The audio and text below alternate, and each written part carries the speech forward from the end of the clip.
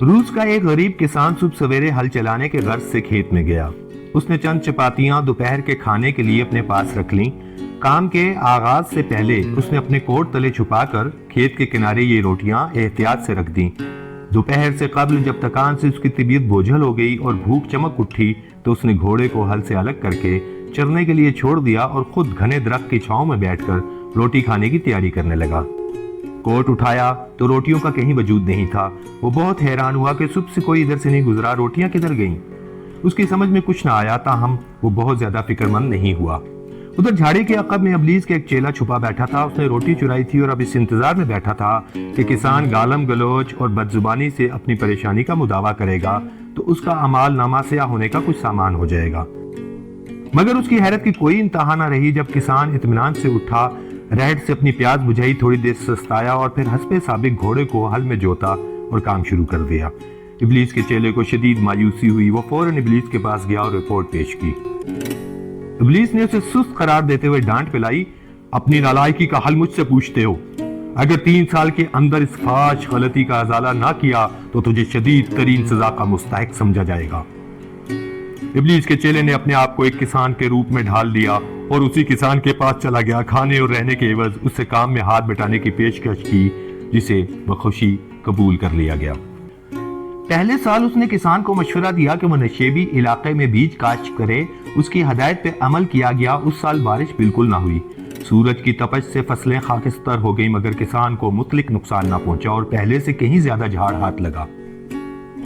اگلے سال ابلیس کے چیلے نے اسے پہاڑی ڈھلان پہ کاشت کرنے کا مشورہ دیا، جس پر بخوشی عمل کیا گیا۔ اس مرتبہ بارشیں ضرورت سے زیادہ ہوئیں اور علاقے بھر کی فصلیں پانی میں ڈوب کر تباہ ہو گئیں، مگر کسان کو بیش از بیش فائدہ پہنچا اور غلے سے کمرے بھر گئے۔ اس کی مسرت کا کوئی ٹھکانہ نہ رہا۔ منڈی میں بھاؤ تیز ہو گئے۔ غلے کی فروخت کے بعد بھی اتنا کچھ بچ گیا کہ اناج کی کھپت کے لیے کوئی دوسری راہ تلاش کی جانے لگی۔ اس مشکل کا حل بھی چیلے نے تلاش کر لیا اور بتایا کہ گیہوں سے کس طرح ووڈکا تیار کی جاتی ہے۔ کسان نے وہ مشروب خود بھی چکھا اور بطور کاروبار اسے فروخت کرنا بھی شروع کر دیا۔ دولت کی ریل پیل نے اس کی دماغ سے مفلسی اور تنگ دستی کے ایام کی یاد اس طرح محو کر دی جیسے وہ دور کبھی اس پر گزرا ہی نہ تھا۔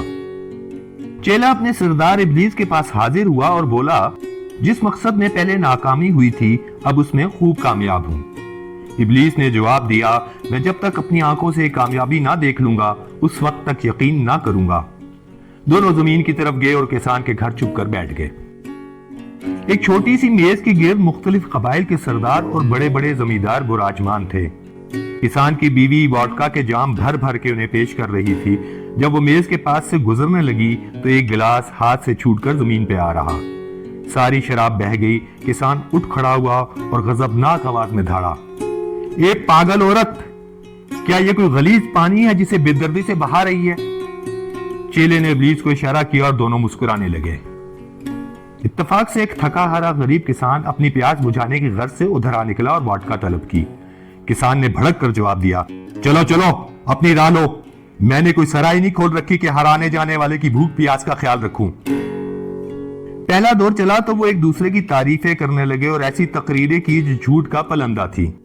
ابلیس نے مسکرا کر کہا، اگر یہ لوگ دوسروں کو اسی طرح دھوکہ دینے لگے تو یہ مشروب بہت مفید چیز ہے، اس طرح یہ ہمارے کارکنوں میں اضافہ کرنے کا موجب بنے گا۔ چیلا کہنے لگا، ابھی تو لومڑیوں کی طرح تعریفیں کر کے ایک دوسرے کو خوش کر رہے ہیں، جلد ہی یہ بھیڑیوں کی شکل اختیار کر لیں گے۔ دوسرا دور چلتے ہی کسانوں نے بکواس شروع کر دی جو بالآخر 10 بدس جنگ پر منتج ہوئی۔ وہ آپس میں گتھم گتھا ہو گئے اور مہمان نواز کسان کی خوب مرمت کی گئی۔ چیلے نے ابلیس سے کہا، ابھی یہ جنگلی سوروں کی حرکات بھی کریں گے، خاموشی سے انتظار کرو۔ تیسرا دور چلا، انہوں نے چیخنا چلانا شروع کر دیا، حتیٰ کہ آسمان سر پر اٹھا لیا۔ ایک دوسرے کی بات سنے بغیر انہوں نے وہ طوفان بدتمیزی بپا کیا کہ علامان و الحفیظ۔ برتن ادھر ادھر پھینکے جانے لگے۔ اس قدر افراتفری بپا ہوئی کہ جدھر جس کا منہ اٹھا بھاگ نکلا۔ کئی غنودگی کی حالت میں صحن میں گر پڑے اور باقی ماندہ لڑکھڑاتے ہوئے رخصت ہوئے۔ کسان نے عالم بے خودی میں باہر کا رخ کیا، مگر صحن کی بدروں میں گر پڑا اور کیچڑ اٹھا اٹھا کر اپنے جسم پر، چہرے پر، بالوں پہ ملنے لگا، ساتھ ہی حیوانوں کی طرح چلاتا رہا۔ ابلیس اس ساری کارروائی پر از حد خوش ہوا اور اس نے اپنے چیلے کو جی بھر کر داد دی. پھر پوچھا یہ عجیب و غریب مشروب تم نے کیسے تیار کیا؟ غالباً تم نے مختلف جنگلی جانوروں کا خون اکٹھا کر کے انسانوں کے اندر انہی جانوروں کے خصائل پیدا کیے ہیں. چیلے نے جواب دیا بالکل نہیں، میں نے صرف یہ اندازہ کر لیا تھا کہ کسان کے پاس اتنا غلہ ہو گیا ہے جس کی اسے ضرورت نہ تھی. جانوروں کے خصائل کا مادہ انسان کے اندر ہوتا ہے. رزق کی فراوانی اس کی حیوانی خصائل اجاگر کر دیتی ہے، اور وہی خدا کی نعمت جسے کھا کر وہ اطمینان کی نیند سوتا ہے اس کے لیے عیش و عشرت، لوٹ کھسوٹ اور بے حیائی کے دروازے کھول دیتی ہے. ابلیس نے یہ سن کر چیلے کو اپنا نائب بنا لیا.